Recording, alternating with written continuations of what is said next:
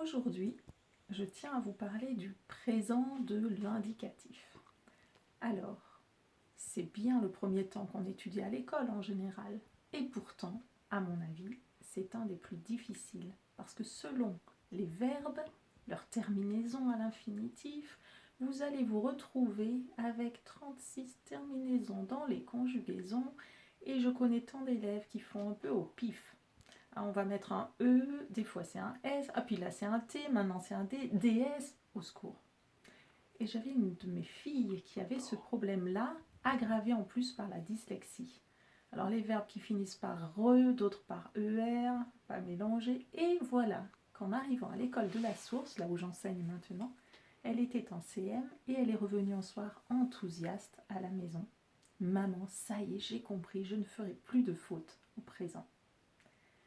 Et donc j'ai étudié cette méthode et je tiens à remercier les Guillons pour leurs ouvrages, que ce soit ORTH, Ornicart, parce qu'ils ont vraiment eu des astuces qui en ont aidé beaucoup. Donc je vais vous montrer cette méthode. Donc on part de l'infinitif des verbes, toujours. Il faut connaître leur nom de famille quelque part, hein. Et puis, avant de s'attaquer vraiment aux boîtes, je voudrais vous expliquer quelque chose. Au pluriel, c'est toujours la même chose. Nous chantons ONS. Le verbe vendre, nous vendons ONS.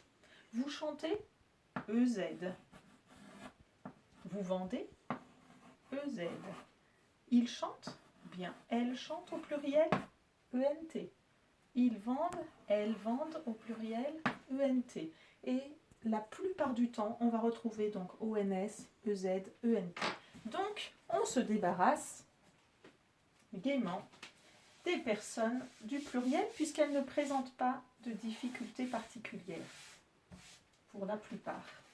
Et maintenant, on va s'attaquer aux personnes du singulier. Alors, on commence par les verbes qui finissent par ER, dont l'infinitif finit par ER, comme par exemple le verbe chanter, ER. Je chante. Maintenant, je chante, E. Tu chantes, ES. Il chante, elle chante, on chante, E. Donc, ce qu'on appelle la boîte, la première boîte des verbes qui finissent par ER, ce sera E pour je, la première, la deuxième ES pour la deuxième personne du singulier, tu, et la troisième personne du singulier, il, elle, on, ça sera à nouveau la terminaison E. Donc les verbes en ER, je vais essayer de savoir par cœur, E, ES, E. Ça commence par ER, donc E, ES, E. Maintenant, les verbes qui finissent par le son dre, comme le verbe vendre. C'est pareil, il faut qu'on se rappelle. Ce D-là, on va le mettre, je vends, ça fait la terminaison DS. C'est bizarre, hein? On n'entend pas je vends, je vends. Et pourtant, il faut le DS parce que ça finit par dre. Tu vends, DS à nouveau. Il vend, D, elle vend, D, on vend, D. Donc la boîte des verbes finissant par dre, ce sera DS pour je, DS pour tu, D pour il, elle, on. Vous voyez la différence? Les verbes en dre, D, DS, DS, D. On répète, DS, DS, D. Et les verbes en ER, E, ES, E. Alors bien sûr, il faut s'entraîner. Mais ça rentre quand même assez facilement. Et puis, excusez-moi, on a 3 verbes un peu spéciaux qu'on va apprendre. Vouloir, pouvoir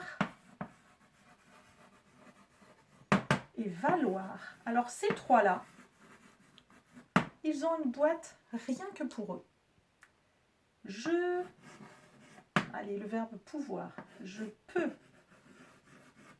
Et il finit par X. Ça ne s'invente pas. Hein. Tu peux. Qui finit également par X. Il, ou bien elle, ou bien on, peut, qui finit par T.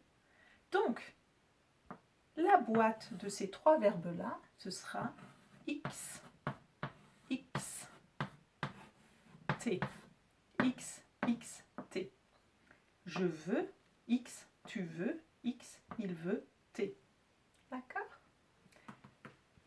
Et puis, une fois qu'on a repéré les ER, E, ESE, les DRE, DS, DSD, les trois exceptions là, vouloir, pouvoir, valoir, X, X, T, on va enfin avoir la boîte pour tout ce qui reste.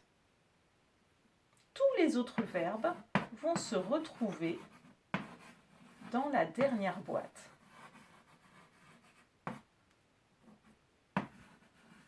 Et la dernière boîte, ça va être S, S, T. Ça ressemble, hein, X, X, T, mais là ce sera S, S, T. Par exemple, si je vous dis le verbe lire, vous êtes d'accord que ça finit par re et pas er. Mais c'est pas lidre, c'est pas par dre. C'est pas un de ces trois verbes-là, vouloir, pouvoir, valoir. Lire, ce sera donc dans la boîte tous les autres verbes. Donc, je lis. On va le mettre en dessous. S. Tu lis. À nouveau, S. Il lit. Elle lit. On lit. Le T. S, S, T. S, S, T. D'accord? Est-ce que vous voulez un autre exemple? Voir. Voir, ah, attention, j'entends voir. Est-ce que c'est vouloir? Non. Est-ce que c'est pouvoir, même si ça ressemble? Non. Et est-ce que c'est valoir? Non.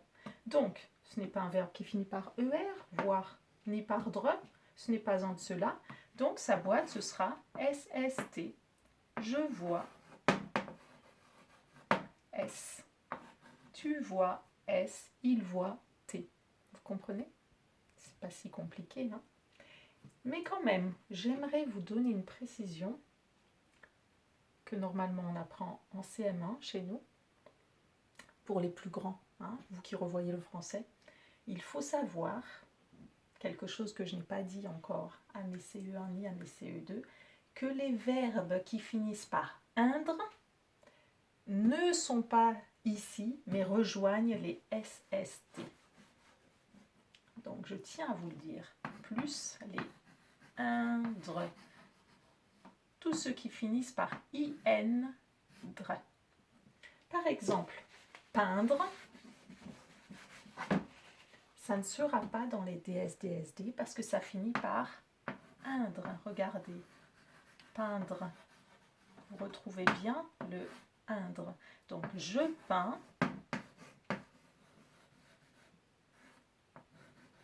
Ça prendra un S à la fin.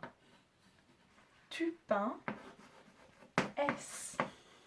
Il peint. T. S. S. T. D'accord? Ou se plaindre. On entend encore. Je me plains. S. Tu te plains. S. Il se plaint. T. Mais tous les autres verbes en DRE, ce sera DS, DS, D. Donc on fait le tour.